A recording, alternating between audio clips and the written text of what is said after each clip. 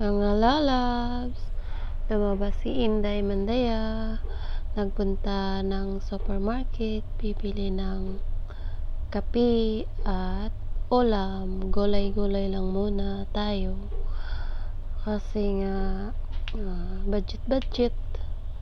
So ayan, mag-isa lang ako naglalakad. Ayan, happy Father's Day nga pala sa lahat ng mga papa. Of course, sa papa ko, happy Father's Day.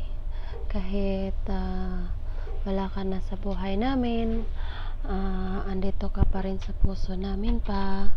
Mahal na mahal ka namin. Ito nga pala ang buhay ko dito. Pag walang trabaho ay lumalabas para magpahangin saglit, ay bibili na rin ng kape at gulay para maulam. So ayan na nga po, mag-isa lang po ako lumabas kasi may pasok si B. Janice. So ayan, happy lang palagi. So ayan na nga, mag-isa lang ako talaga. Tagal na rin ako dito sa abroad. Dito nga pala ako sa Middle East, UAE, United Arab Emirates. So matagal na hindi nakauwi. So ayan, naglalakad lang ako mag-isa. Gabi na kasi, kaya ayan. So pag uwi ng bahay ay magluluto rin ng pagkain. Gulay lang muna kasi nga nagtitipid ng budget. So ayan na po, ay pabalik na rin ako. So ayan, kung bago ka pa dito sa video ko, like and share, subscribe nyo na rin. Maraming salamat.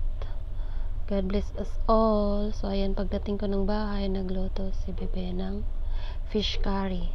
Ayan po, ginisa niya onions, chili powder, garlic.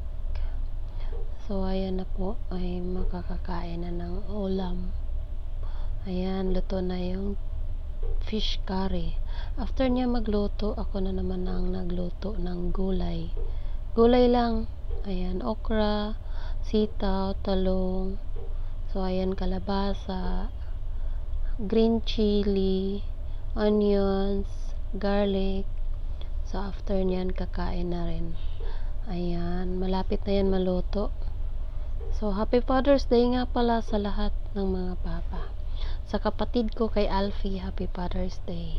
At saka sa pinsan ko na husband ng ate ko, Kuya Johnny, happy Father's Day. So ayan, malapit na yan maluto. Kakain na ng dinner po kasi yan. So ayan na. So thank you for watching. God bless us all. See you for my next video. So ayan, kung nagustuhan nyo, share. So ayan na po, sarap, 'di ba? Gulay-gulay lang is healthy. Ayan, ang alugbati nga pala niyan is dito lang sa tabi. So ayan po yung papa ko. Happy Father's Day, papa. I love you always. Dito na ako kasi sa room, malamig na. Sa labas kasi mainit. I love you all, mga lalabs.